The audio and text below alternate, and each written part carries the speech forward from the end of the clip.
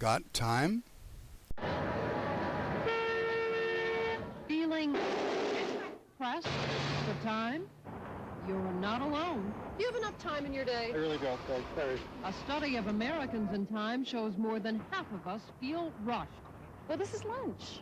See, that's how my day's going. 1/3 of us feel rushed all the time. There's just not enough time in the day. There really isn't.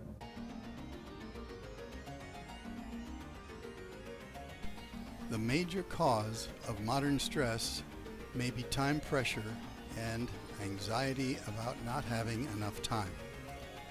We are time-starved. Many of us are now in a hurry most of the time and have the strong feeling that we don't have enough time. These mental and physiological habits strongly and adversely affect our health and well-being.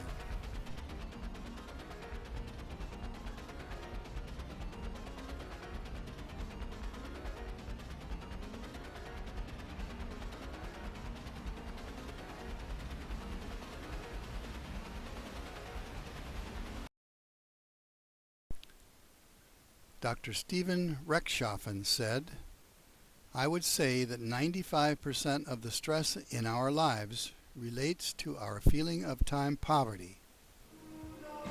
Dr. Larry Dossey wrote, "I am convinced that we can destroy ourselves through the creation of illness by perceiving time in a linear, one-way flow.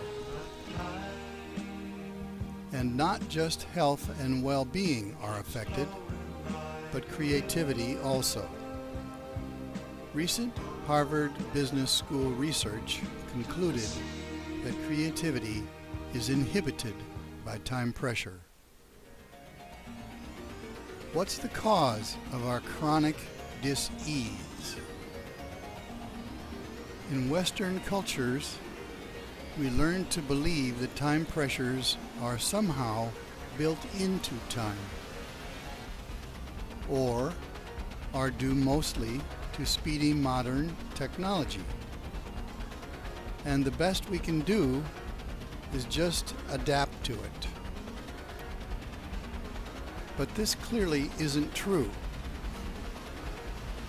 If stress were really built into time, we could never slow time down or have a sense of timelessness.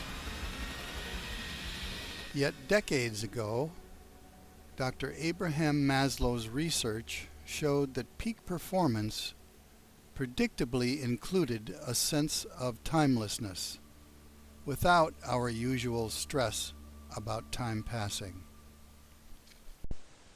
Some researchers, including Dr. Steve Randall and Dr. Dean Ornish, believe that time stress depends mostly on the way we experience events, on our frame of mind or personal time.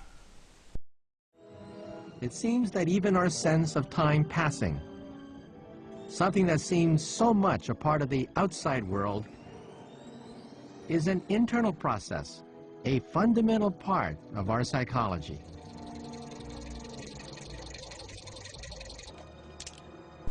We all have a personal time that is much more variable than most of us realize.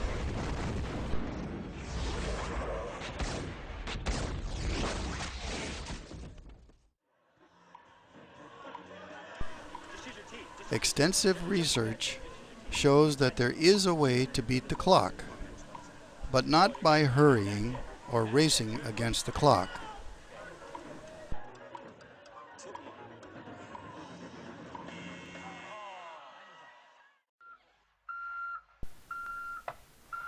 And not by ignoring time, the way some meditation instruction tries to do.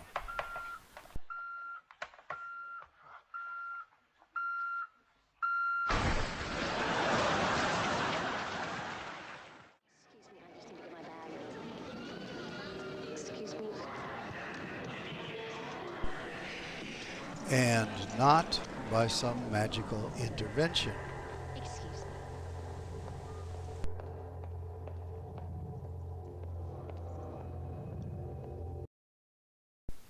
and not by conventional time management alone, which usually presumes that physical time flows and then focuses on clock time, so that it never gets to the bottom of psychological time.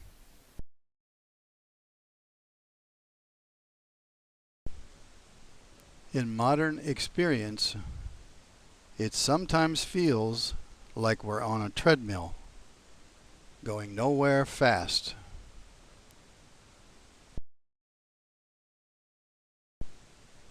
By thoroughly examining our experience and seeing precisely how linear time seems like a conveyor moving between separate past, present, and future rooms in our experience, its character gradually and naturally changes.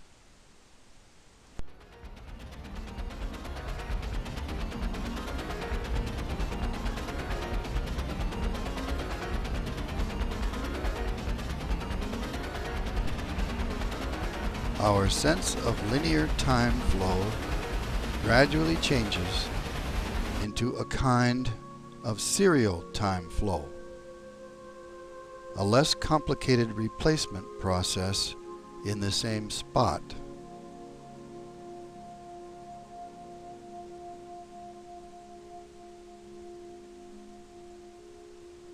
Then, by continuing the exploration, we find that time doesn't flow anywhere at all, either linearly or serially.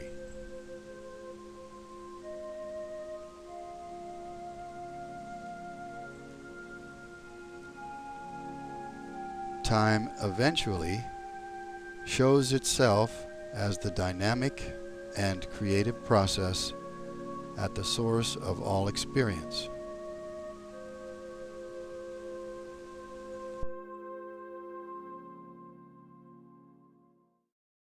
The path most of us travel is summarized by imagery used during biofeedback by one of Dr. Larry Dossey's patients.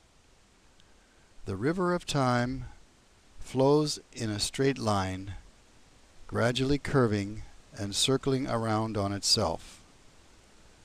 Then the ground at the center of the circular river is covered over, leaving a peaceful, non-flowing lake.